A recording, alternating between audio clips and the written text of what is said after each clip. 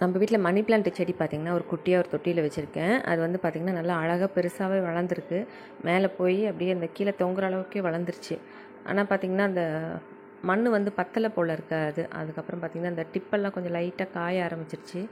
சரி ஒரு பாட்டில் வேறு எதுலையாவது மாற்றிடலாம் அப்படின்ட்டு இந்த தண்ணி கேன் இருக்குது இல்லையா, அதில் வந்து மாற்றலாம் அப்படின்னு சொல்லிட்டு அந்த மேல் பகுதியை மட்டும் கட் பண்ணுறேன். இது வந்து நீங்கள் ஹீட் பண்ணி கூட நீங்கள் கட் பண்ணிக்கலாம், இல்லை நல்லா ஷார்ப்பான கத்தி இருந்தால் கூட நீங்கள் கட் பண்ணி எடுத்துக்கலாம்.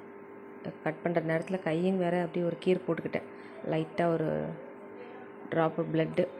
இப்போ வந்து பார்த்திங்கன்னா நம்ம செடி வைக்கிறப்போ தேங்காய் நார்லாம் இருக்குது இல்லையா, அதெல்லாம் கட் பண்ணி சும்மா சின்ன சின்னதாக ஒரு சின்ன சின்ன பிட்டாக போட்டுக்கிட்டிங்க அப்படின்னா அந்த ஈரப்பதம் வந்து நல்லா தாங்கும். தண்ணி அப்படியே நல்லா இழுத்து வச்சுருக்கோம், செடிக்கு ரொம்பவே அந்த ஈரப்பதம் இருக்கும். அதனால் எப்போவுமே இந்த செடி வைக்கிறப்போ தேங்காய் நார் வந்து நீங்கள் அதில் கொஞ்சம் போட்டுக்கோங்க. இப்போ வந்து மண் அதில் நான் அந்த தொட்டிலாம் தேவையில்லாத மண்ணெல்லாம் இருந்தது, அந்த உரம் கொஞ்சம் வாங்கிட்டு வந்திருந்தேன். அந்த உரம் அதெல்லாமே கலந்து இதில் போட்டிருக்கேன். அதுக்கப்புறம் இந்த சைடில் பார்த்திங்கன்னா ஒரு சின்ன சின்ன ஓட்டைகள்லாம் போட்டுக்கணும் 4 பக்கமும், அதாவது ஆப்போசிட் சைடு ஓட்டை போட்டுக்கோங்க. அதுக்கப்புறம் அந்த தொட்டியில் இருக்கிற செடியை மெல்லமாக எடுக்கலாம் அப்படின்னு சொல்லிட்டு குத்திகிட்ருக்கேன். நல்ல வேர் பார்த்திங்கன்னா நிறைய வேர் பிடிச்சிருக்குது. அதனால தான், ஏன்னா பத்தலை அந்த தொட்டி.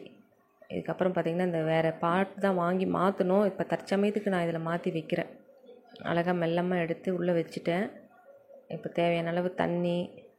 இனிமேல் நம்ம இதுக்கு வெங்காயத்தோல் இதெல்லாம் கூட நம்ம போட்டுக்கலாம். மீன் அமிலம்லாம் இருக்குது இல்லையா, அது கொஞ்சம் ஊற்றிக்கலாம். செடிங்களுக்கு எப்போவுமே ரொம்பவே நல்லது, அது நல்லா ஹெல்த்தியாக இருக்கும்.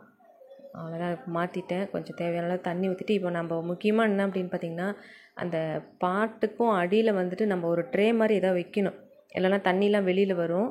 இப்போ அதுக்கு தகுந்த மாதிரி ஏதாவது நான் இப்போ செட் பண்ணணும். இப்போ மண் வந்து ரொம்ப முக்கியம். அதுக்கு வந்து முதல்ல இருந்துச்சு இல்லையா அந்த செடி, அதே மண்ணை எடுத்து நம்ம போட்டுடணும். இல்லை அப்படின்னா அது தாங்காது. அதோட அந்த தாய் மண்ணுன்னு சொல்லுவாங்க, அந்த மண் வந்து கண்டிப்பாக அது கூடவே இருக்கணும். கொஞ்சமாக அதோட போட்டுட்டேன். சின்னவர் வேறு வந்து ஒரு ஆராய்ச்சி பண்ணிகிட்ருக்கிறார் இப்போது. அவ்வளோதான், எல்லாமே செட் பண்ணிவிட்டு கொஞ்சமாக தண்ணி தெளித்து விட்டுட்டு நீங்கள் வெங்காய தோல் தேவையானதெல்லாம் என்னென்ன போடுறீங்களோ செடி வந்து நல்லா செழிப்பாக இருக்கும். எப்போவுமே தேங்காய் நார் கொஞ்சம் போட்டுருங்க, ரொம்பவே நல்லாயிருக்கும். நீங்களும் இதே போல் ட்ரை பண்ணுங்கள்.